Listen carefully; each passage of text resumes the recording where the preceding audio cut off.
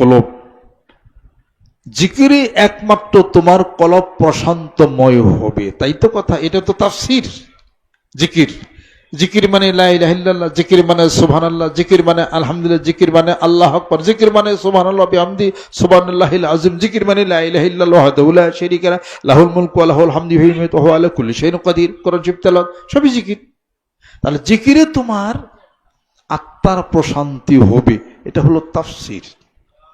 তাহলে বোঝা গেল জিকিরের সাথে কলবের সাথে সম্পর্ক, কথা ঠিক কিনা? আর হলো কলবের সাথে সম্পর্ক হলো শয়তানেরও। আর শয়তানু জাসিমুর আলা কলবি বনি আদম ফাইদা যাকারাল খানাসা ওয়াইজা গাফালা ওয়াসওয়াসা। বনি আদমের কলবের মধ্যে শয়তান ঝাপটি মেরে বসে আছে। ইজা জাকার আল্লাহ, জিকির যখন পড়ে, জিকির যখন করে, খানাসা ভেঙে যায়। এই জিকিরটা ধ্যান খেয়ালটা করবে কিভাবে? তাফসীরের পরের টুক শিখো। চক্ষু বন্ধ করো, ধ্যান খেয়ালের মাধ্যমে বাম পায়ের কিমিয়াস রগটাকে চাপা দিয়ে ধর, আছে হাদিস শরীফ। শয়তান চলাচল করে ধ্যান খেয়ালের মাধ্যমে। কিতাবুল ইলম খোলো, মিশকাত শরীফ। ফাযাকাল ইলমুন নাফিউ, অন্তরের সাথে কলবের সাথে সম্পর্কিত যে ইলমটা, এটা মানব জীবনের সবচেয়ে বড় ইলম, সবচেয়ে বড় বিদ্যা এটা। এখন এই সুবহানাল্লাহ আলহামদুলিল্লাহ আকবার লা ইলাহা ইল্লাল্লাহ কলবের সাথে সম্পর্কিত। শয়তানও কলবে ওয়াসওয়াসা দিতেছে, অতএব জিকির তো কলবের মধ্যে আপনি ফেলবেন। জোরে কোন সুবহানাল্লাহ।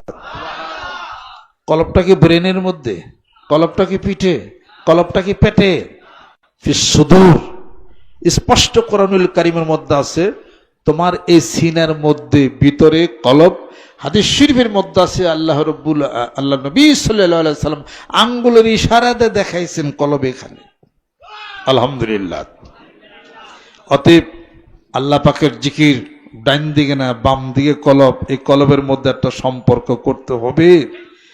এইটা তুমি তাফসীরের মধ্যে পাইবা না, এটা তুমি মানুষ নামক কেতাব আছে, এই তালকিনের মাধ্যমে কাছে বসিয়া চক্ষু বন্ধ করে ধ্যান খেলের মাধ্যমে।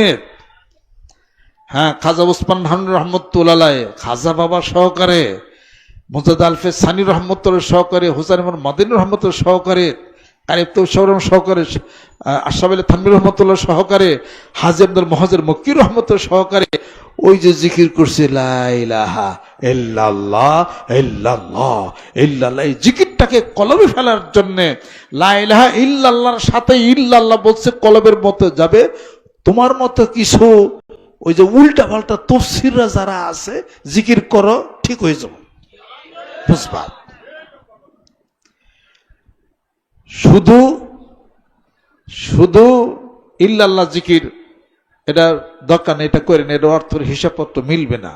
লা ইলাহা ইল্লাল্লাহর সাথেই তো বলি আমরা, জোরে কোন ঠিক কিনা? আমরা কি বলি? লা ইলাহা ইল্লাল্লাহ, লা ইলাহা ইল্লাল্লাহ, ইল্লাল্লাহ ইল্লাল্লাহ ইল্লাল্লাহ লা ইলাহা ইল্লাল্লাহ মুহাম্মাদুর রাসূল। সমস্যা কিছু আছে? বসুন্ধরার শায়েখ রহমান সাহেব রহমতুল্লাহ কত বড় একজন আলেমের দিন ছিলেন। বসুন্ধরা এই মাদ্রাসায় এখনো যান, ঢাকা বসুন্ধরা মাদ্রাসায় এখনো যান, লা ইলাহা ইল্লাল্লাহ সাথে ইল্লাল্লাহ জিকির হারে করতেছে।